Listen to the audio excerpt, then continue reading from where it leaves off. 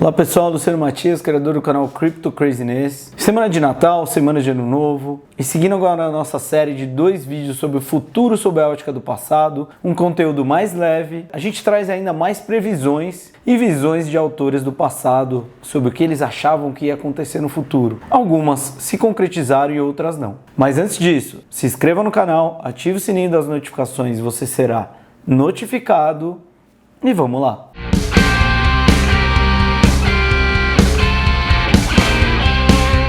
Há um século, o popular romancista inglês W. L. George, nascido e criado em Paris, foi descrito por ninguém menos que George Orwell como autor de bons livros ruins, destacando seu romance de 1920, Caliban, em meio ao lixo de má qualidade do restante de sua obra. Ainda assim, mesmo autores de obras ruins, e talvez especialmente autores de obras ruins, podem sentir o que está por vir ali no futuro. Para uma edição de 7 de maio de 1922, o New York Herald encarregou George de compartilhar esse sentimento com seus leitores, só que dessa vez 100 anos no futuro, ou seja, 2022, o ano que estamos vivendo agora. No artigo, ele escreveu um mundo em que o voo comercial se tornará inteiramente comum, reduzindo a separação entre América e Europa para 8 horas, e cujos navios a vapor e ferrovias de passageiros serão consequentemente obsoletos. Telegrafia sem fio e telefone sem fio terão esmagado o sistema a cabo, resultando em gerações que nunca terão visto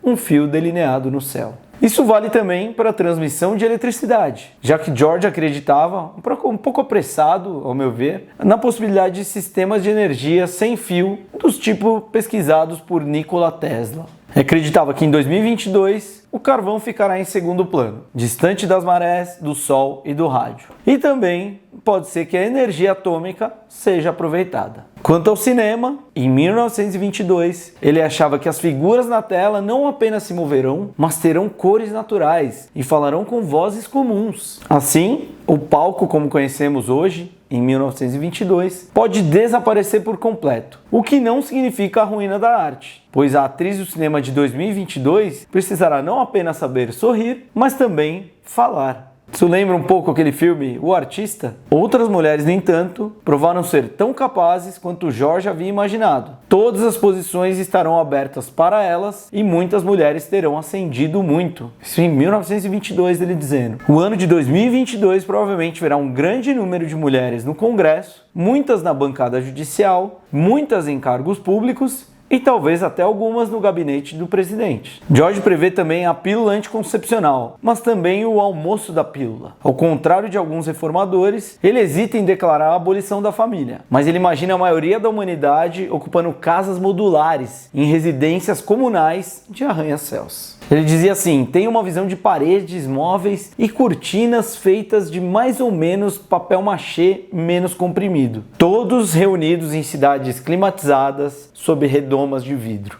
De modo geral, em 2022, o avanço da ciência será incrível, mas não será nada tão incrível quanto os dias atuais em relação a 100 anos antes. E eu pergunto para você, aonde a gente cresceu mais? Nos últimos 100 anos ou nos 100 anos anteriores a 1922? Por que se preocupar com a razão e a evidência para fazer previsões quando você pode confiar num tiro no acaso? Pode-se dizer que esses dois métodos representam caminhos amplamente divergentes da ciência e da superstição. Dois reinos que raramente se cruzam, exceto quando se trata de adivinhação ou, no jargão dos adivinhos do século XX, futurismo, onde as previsões parecem depender tanto do pensamento positivo quanto da intuição e do intelecto. Em 1922, George poderia escrever que, na ficção, a América lidera o mundo pela sinceridade, fé e destemor, e acreditar que em 2022 a literatura americana seria uma literatura de cultura. Ele imaginava assim: não haverá mais coisas que não se pode dizer e coisas que não se pode pensar. Quaisquer que sejam as inspirações dessa profecia, elas não devem ter contado a ele sobre as redes sociais. Cada década tem seus próprios modismos distintos que surgiram de sua visão de mundo distinta. Essa visão de mundo surgiu de uma visão de futuro, e essa visão de futuro surgiu das mudanças da tecnologia. De volta à década de 19, conta a historiadora Rochelaga, a invenção do primeiro avião abriu um enorme potencial no transporte e despertou a imaginação do público. O desenvolvimento da aviação encorajou as previsões de que um dia o mundo voaria e as pessoas iriam para os céus em suas próprias aeronaves e planadores pessoais. Quem sabe a gente ainda chegue lá. Artistas populares sonhavam com uma espécie de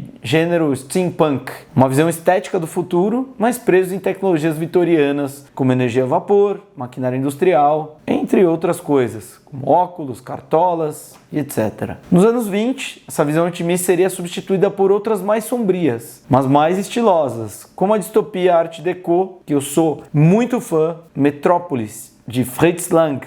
Adoro Metrópolis. E foi a década de 50, a triunfante e abundante década de 50 americana, que introduziu a ideia que o futuro seria de conveniência e luxo. Talvez, à medida que a corrida espacial progredia, esse mundo fictício de telefones com imagens, celulares e carros voadores evoluiu para o de autoestradas interestelares e empregadas robóticas, exemplificadas pelos Jetsons. Empregadas robóticas a gente já está começando a ter, pelo advento da AI. Mas no que dizia respeito à tecnologia, o mundo real ainda não tinha visto nada. A rápida popularização do computador pessoal na década de 80 trouxe com isso uma vasta expansão de ideias sobre o que os computadores poderiam fazer. Hoje a gente está começando a ver o advento da computação quântica, que deve mudar muito nos próximos anos. E aí, analisando filmes como Exterminador do Futuro, deveríamos ter uma rede de defesa artificialmente inteligente que atingiu a autoconsciência em 1997, até porque há boatos de que AIs do Google agora têm sentimentos. Cada uma dessas décadas considera o mundo como uma versão extrema de si mesma. Nessa visão, quantos de nós hoje pensamos no futuro como maçante, sombrio e até inexistente? Mas mesmo assim, a gente não faz ideia do que realmente está por vir e o que vai acontecer nas próximas décadas. Mesmo grandes futuristas como Amy Webb e Thomas Frey, já citados no último vídeo, devem acertar algumas coisas. Mas citando a obra de Nassim Taleb, a gente não sabe quais cisnes negros a gente deve encontrar pelo caminho, sejam eles positivos ou negativos. Quem imaginaria que a gente ia passar por uma pandemia em 2020 e uma guerra em 2022? Esses últimos que já nos deparamos recentemente. E como já diria o próprio Thomas Frey, a nossa maior motivação na vida